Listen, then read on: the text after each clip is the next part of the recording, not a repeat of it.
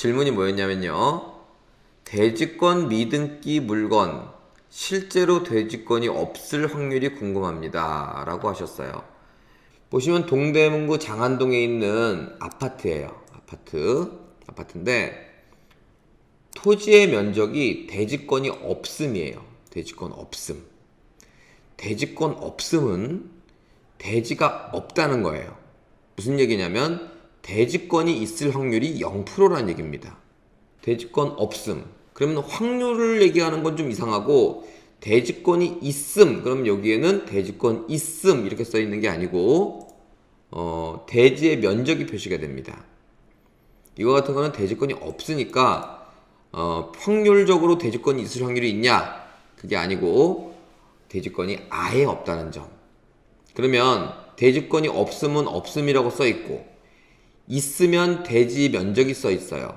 그럼 가장 애매한 게 뭐냐면 여기에 대지권이 없음이 아니라 대지권이 미등기 됐다는 얘기가 있는 경우가 있습니다. 여러분 경매지를 많이 보신 분들은 분명히 한두 번은 보셨을 거예요. 대지권 미등기. 이게 대지권이 있을 수도 있고 없을 수도 있어요. 그러면 대지권이 있으면 있는 걸 알고 사는 게 경매고 없으면 안 사는 게 아니라 없는 걸 알고 사는 게 경매예요. 그런데 대지권이 없음에도 불구하고 있는 줄 알고 산다. 이런 게 이제 하자를 터뜨린다. 이런 이야기를 하는 겁니다. 선순위 임차인이 있는데 있는 걸 알고 샀어요. 그렇다는 이야기는 내가 얼마를 인수할 거니까 그 인수할 만큼 싸게 사면 돼요. 그러니까 하자가 있는 물건은 사면 안 된다는 아니란 얘기입니다. 그만큼 싸게 사면 돼요. 그런데 하자가 선순위 임차인이 있는데 그걸 모르고 샀어요. 그럼 제값을 다 주고 입찰을 했겠죠. 그러면 플러스 선순위 임차인만큼을 더 내야 되는 거니까 그만큼 큰 하자를 터뜨린 겁니다.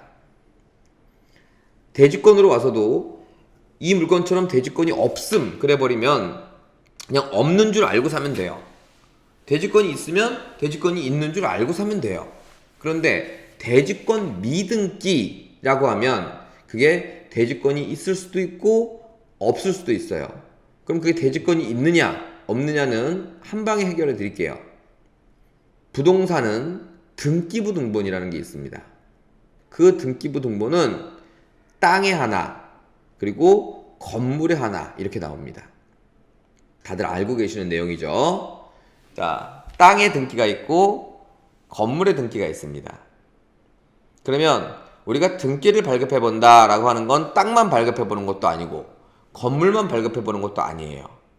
땅과 건물을 다 발급해서 여기에 근저당은 몇 년인지 여기에 근저당은 몇 년인지 그래서 근저당이나 기타 그런 것들이 1순위면 당연히 하자가 없겠죠. 아파트는 집합 건물이라는 이름을 붙여서 땅과 건물을 이렇게 하나로 합쳐놨어요. 그래서 땅을 떼도 안 나오고 건물을 떼도 안 나오고 집합 건물이라는 걸 표기해줘야 한 개로 나와요. 거기까지 이해 가셨죠? 그런데 대지권 없음은 그 건물만 산다는 건데 지금 주제가 뭐냐면 대지권이 미등기 됐다 그래서 그게 대지권 미등기란 말이 땅이 같이 넘어오는 건지 땅이 같이 안 넘어오는 건지를 우리가 분석을 해야 된다는 이야기입니다. 그러면 잘 보세요. 아파트인데 즉 집합 건물인데 우리는 단독주택처럼 등기를 띄면 돼요. 자, 한번 띄워볼게요. 단독주택은 땅, 건물 이렇게 띄시면 돼요. 두 개가 나오죠. 집합 건물은 하나로 합쳐졌기 때문에 등기가 하나가 나와요. 그러면 그 대지권 없음도 집합 건물로 띄면 하나가 나와요. 이렇게. 그런데 대지권 미등기인 상태에서는 그 번지, 그 주소에 땅에 등기를 띄면 땅이 나옵니다. 아파트는 안 나온다면서요? 아파트는 안 나오는 게 원칙이에요. 하나로 나오는 게 원칙인데 단독주택 마냥 따로 나온다는 얘기입니다. 그럼 여기서 끝났습니다. 답은.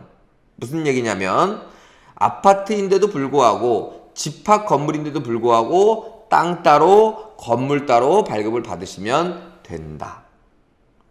이해 가셨죠? 그런데 땅에 경매란 말이 전혀 없어. 그러면 건물만 경매가 나온 거고, 땅에 건물과 유사하거나 동일하게 경매란 말이 있어. 그럼 같이 나온 거예요. 이해 가셨죠? 그래서 우리는 집합 건물에 대지권 없음 있음이 명확하게 표시되어 있는 부분에 있어서는 전혀 문제가 되지 않아요. 그런데 그런 게 애매한 부분, 즉 대지권이 미등기인 상태인 부분에서는 집합 건물이라 할지라도 땅 따로 건물 따로 등기를 떼서 권리 분석을 해라. 그런데 여기서 하나 주의사항이 하나 있어요. 우리를 헷갈리게 하는 주의사항. 다시 한번 화면을 볼게요. 이렇게 내려보니까 대지권이 이렇게 있어요. 보이시나요? 대지권. 이렇게 보니까 1억 8,400만 원이에요. 그리고 건물은 이렇게 보니까 건물이 2억 7,600만 원이에요. 그리고 합쳐보니까 4억 6천이에요. 이거 감정가 얼마인지 기억나십니까? 올려볼게요. 감정가가 4억 6천이에요. 그러면 건물도 감정했고 땅도 감정했죠. 건물도 감정했고 땅도 감정해서 감정가로 1차 경매에 올려놓은 겁니다. 그래서 많은 분들이 땅을 감정했기 때문에 땅이 경매가 나왔구나 라고 생각하시는 분들이 있어요. 그렇게 생각하시면 안 됩니다.